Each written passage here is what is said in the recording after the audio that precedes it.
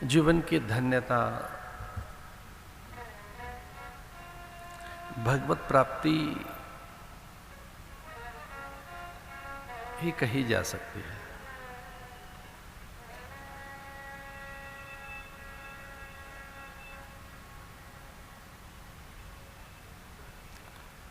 भगवत प्राप्ति हमारा ध्येय है, वही हमारा अंतिम और सर्वोपरि लक्ष्य है।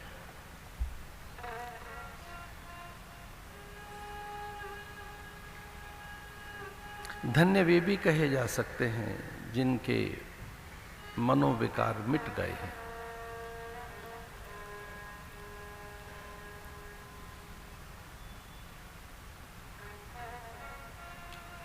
साधनों की अबाधता, अविच्छिन्नता, निरंतरता, साधनों की सक्रियता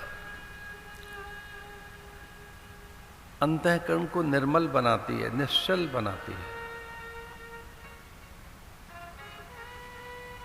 जितने भी साधन हैं वे अंतःकरण की पवित्रता के लिए ही हैं।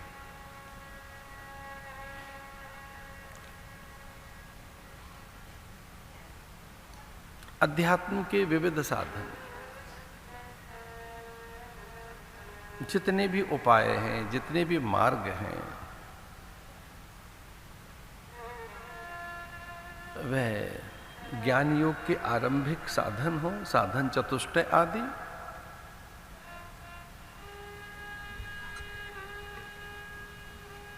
भक्ति मार्ग के साधन हो जिनमें श्रद्धा और विश्वास के साथ ही वो फलीभूत होते हैं,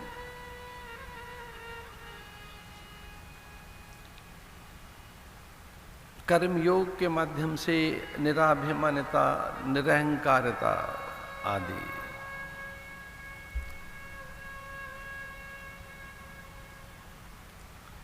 इसलिए आरंभिक साधन या साधनों की सक्रियता अंतःकरण की पवित्रता के लिए है।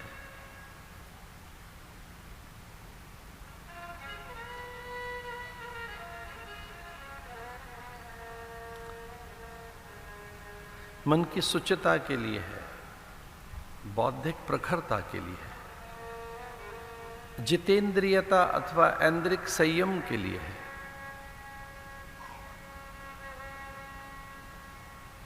हमारा स्वयं पर नियंत्रण हो सके, हम अपने मन को नियंत्रित कर सके, वह हमारे वशीभूत हो सके, मन में शुभ संकल्प जग सके। इसे ये सारे साधन शुभता के लिए है, शुभेच्छा के लिए है, सुविचारणा के लिए है, तनुमानसा सत्वापत्ति के लिए है।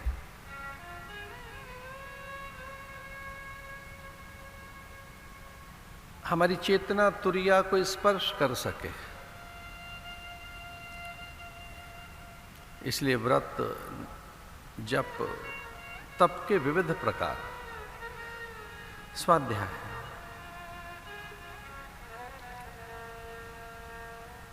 होम, योग अभ्यास, ये सब इसलिए हैं कि हम अविद्या से मुक्त हो सके,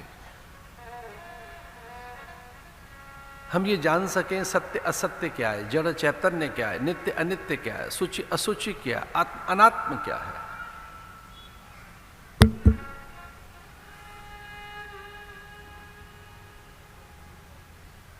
हे उपादेय क्या है,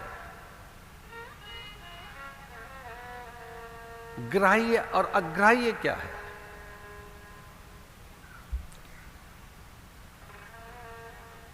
क्या अग्राह्य है, त्याज्य, अमान्य, अपूज्य क्या है। इतनी सजगता हम में आ सके कि जो अग्राह्य है, अमान्य, अपूज्य है, निंदनीय है, त्याज्य है, वह ग्राह्य नहीं है, वो स्वीकार्य नहीं है। हमें इतनी सबलता हमारे पास हो, ऐसी सजगता हमारे पास हो,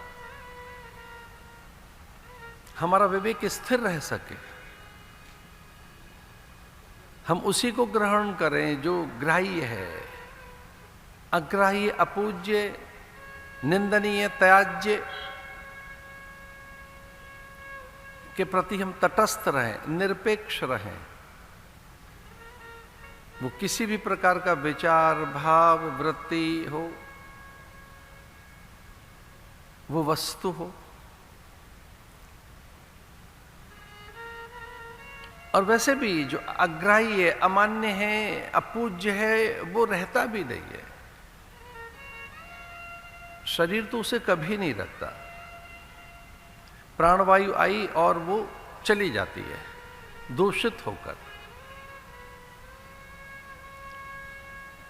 एक शुद्ध प्राणवायु जैसे ही हमने ली, वो फिर अशुद्ध होकर निकल जाती है, कार्बन होकर।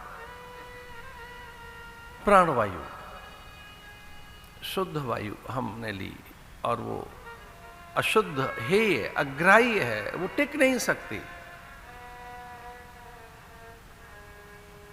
हमारे उदर को एक किंचित भी विजातीय द्रव्य मान्य नहीं है।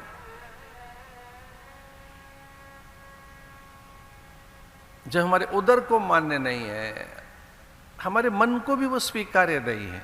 वो मन को व्याकुल करता है, विचलित करता है। मन में खिन्नता, म्लानता आती है, मन व्यथित होता है। फिर धीरे धीरे अभ्यास होता रहता है मन का, लेकिन बुद्धि उसे ग्रहण नहीं करती। फिर मन, बुद्धि और पूरा अंतःकरण उसे स्वीकार भी कर ले, तो हमारे अस्तित्व में उसके लिए कोई स्वीकृति नहीं रहती। इसलिए हमारा अस्तित्व, हमारी निजता, हमारी सत्ता, हम स्वयं जो असत्य है उसे स्वीकार नहीं करते। जो हेय है, अपवित्र है।